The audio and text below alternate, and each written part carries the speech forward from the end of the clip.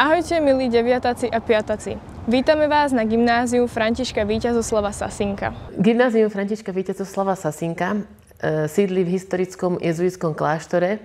Má 2 odbory, 4 aj 8-ročné štúdium, ktoré pripravuje žiakov na vysokú školu. Ako škola bolo gymnázium založené jezuitmi už v roku 1662, neskôr ho spravovali Paulíni a Františkáni. Aktuálne na našom gymnáziu máme 16 tried, 340 žiakov, 30 učiteľov a 361-ročnú históriu. Poďme sa teda spoločne pozrieť na priestory našej školy, kde sa dejú naše hodiny a kde vznikajú tie najlepšie zážitky.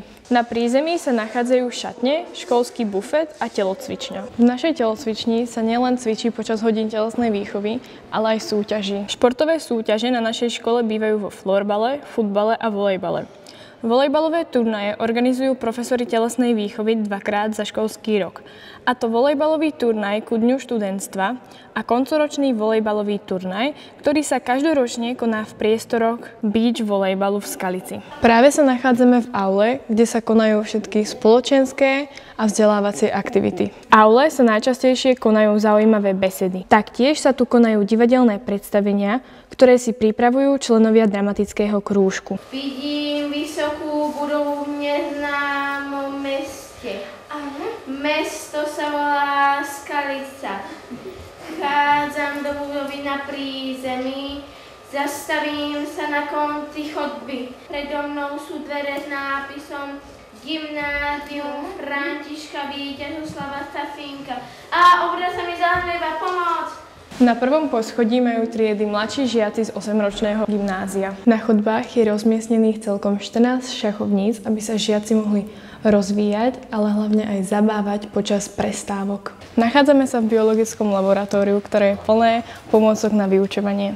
Pomôcky nepomáhajú len profesorom pri výklade, ale pomáhajú aj študentom pri učení sa na testy. Na druhom poschodí sa nachádza aj fyzikálne laboratórium, ktoré je rovnako dobre vybavené ako to biologické. Fyzikálne pomôcky nám umožňujú robiť rôzne pokusy počas hodín fyziky. Vitajte na poslednom poschodí našej školy, v Podkroví. Nachádzajú sa tu 2 učebne výpočtovej techniky a jazykové učebne. Podkrovie sa nesie v jazykovom duchu, preto sa tu nachádza aj anglická knižnica, ktorá funguje na princípe požičaj a vráť. V priestoroch Podkrovia sa nachádza aj relaxačný kútik, ktorý študenti radi využívajú na oddych alebo na opakovanie medzi hodinami. Študentský parlament na našom gymnáziu má už pomerne dlhú tradíciu.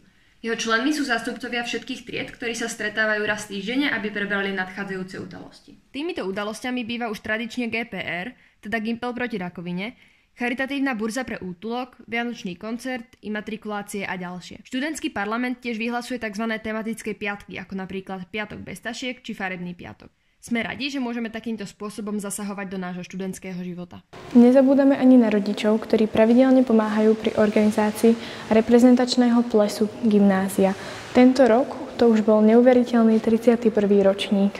A ak mi neveríte, že študovať na našej škole sa oplatí, príďte sa o tom presvedčiť sami počas Dňa otvorených dverí, ktorý sa uskutoční 8. februára 2024.